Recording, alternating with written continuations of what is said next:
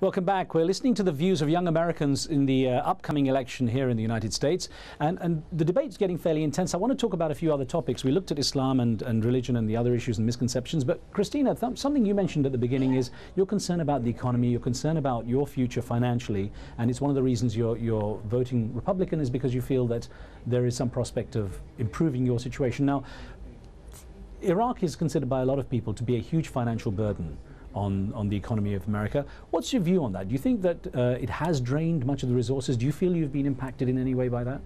Well, undoubtedly, a lot of our taxpayer dollars go to Iraq, and it is a big chunk of spending, but we're hearing candidates out there who are proposing more domestic spending as well.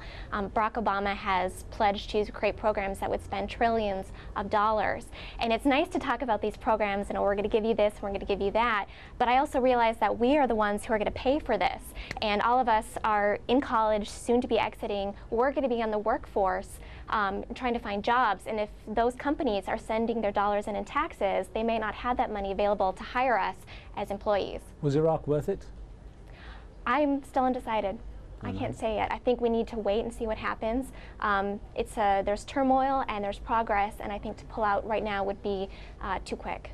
Janelle, I know you had something to add to this as well. Yes. When we started in Iraq, I was a junior in high school, so I wasn't as politically minded as I am now, so I'm still not sure how I feel about that, and I think a lot of people are on the fence when it comes to how they feel. The fact is that we're there and we need to, to deal with it now instead of, just pulling out and saying, we shouldn't have been there in the first place. I mean, 20 years ago we were in Afghanistan and then we wouldn't, develop any educational system in there. So the Afghanis never knew, that it was the United States that had come in and pushed out the Russians. So if we just pull out of Iraq and don't invest anything in the infrastructure, 20 years we're going to see the same thing that we're seeing in Afghanistan now in Iraq.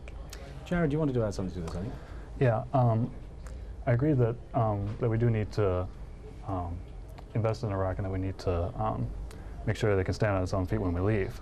However, I do think that we need to start withdrawing our troops now because what a lot of people don't seem to realize is that the presence of American troops in Iraq is part of the problem. I mean, it's a military occupation and nobody likes to be occupied, and that's one of the main reasons that people join these militant groups in Iraq. Amal, you had your hand up as well. I feel like we shouldn't have been in Iraq in the first place. It wasn't, as we've known, that it wasn't Iraq or that committed September 11th. I feel like we should, if we are going to spend money, we should spend money on domestic issues such as education.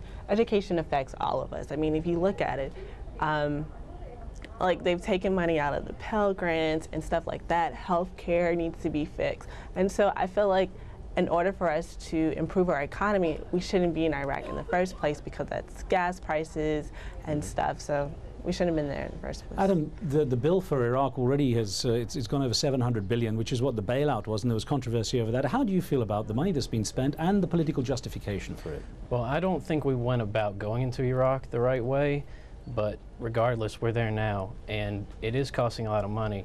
Both presidential candidates say they want to pull the troops out, but we're not going to, American people will not accept another failure. They will not accept Is it a failure, though? I mean, was it the failure to go in, or is the failure pulling out? Well, the policy going in is a failure because we didn't achieve what we wanted to achieve. Pulling out and leaving Iraq like we did leave Afghanistan. Afghanistan was one of our greatest failures. We should have stayed in there, we should have supported the Afghanis, and the Taliban would not have come in. So now in Iraq, we have that same choice to make. Emil? I think one thing to realize is that we need to look at both sides. And although I don't 100% support the war or occupation or invasion or whatever you want to call it in Iraq, at the same time, one could argue that there was a reason for us to go in because it's almost like a preemptive strike that we could foresee them coming. We know whether or not we were able to find weapons of mass destruction and things like that. That can be argued. And same thing with Afghanistan, like as you're saying that they didn't commit September 11th. Neither of those two nations, it wasn't state-sponsored terrorism. It's one person's interpretation and one person's actions throughout his. Would you advocate going to Iran for the same reason, or perhaps going into North Korea? No, actually I don't. I don't really believe in preemptive strikes as such. One of my contentions actually with the party right now is that they're leaning towards moving to Iran. And I understand that Ahmadinejad is somebody that is hard to work with, of sorts. And I don't believe that McCain saying I'm not going to work with the leader of Iran, I don't think that's a good thing. I know Obama has pledged to actually meet with him. That's very noble. I believe that's important. So America is a superpower. We have the most military bases, and we're the most powerful, in all means.